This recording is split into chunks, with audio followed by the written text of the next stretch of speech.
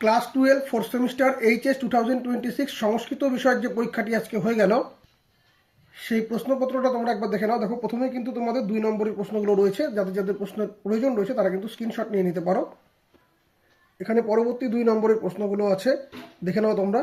এরপরেই আমরা ঠিক পরবর্তী পার্টে চলে আসছি। গতকাল রাত্রিবেলায় আমরা যে সাজেশন পোস্ট করেছিলাম আমাদের সেন্টার থেকে, এবং আমাদের ইউটিউব চ্যানেলে, ফেসবুক পেজ এবং ইনস্টাগ্রাম পেজে যে সাজেশন পোস্ট করা হয়েছিল, তা থেকে কিন্তু তোমরা সমস্ত প্রশ্নই কমন পেয়েছো। বড় প্রশ্নের সেক্টরগুলো দেখে নাও একটু ভালো করে। সমস্ত প্রশ্নগুলো কিন্তু কমন পেয়েছো, ছোট প্রশ্নও কিন্তু বেশ অংশে তোমরা কমন পেয়েছো, মাত্র কয়েকটি প্রশ্নের ভিতর থেকে। এখানে বিভাগ খ থেকে দেখে নাও, তোমাদের যে লৌকিক সাহিত্য এবং আধুনিক সাহিত্যের যে পাঠগুলো ছিল তা থেকে কিন্তু তোমরা আয়ুর্বেদের সুশ্রুত সংহিতার গুরুত্ব এবং সীজীব ন্যায়তীর্থের সাহিত্য কীর্তি বারবার করে বলেছিলাম, কিন্তু গুরুত্বপূর্ণ প্রশ্ন ছিল, তোমরা কিন্তু পেয়েছো। 2টো প্রশ্ন এসেছে, তোমাদের উত্তর করতে হতে কিন্তু একটি প্রশ্ন।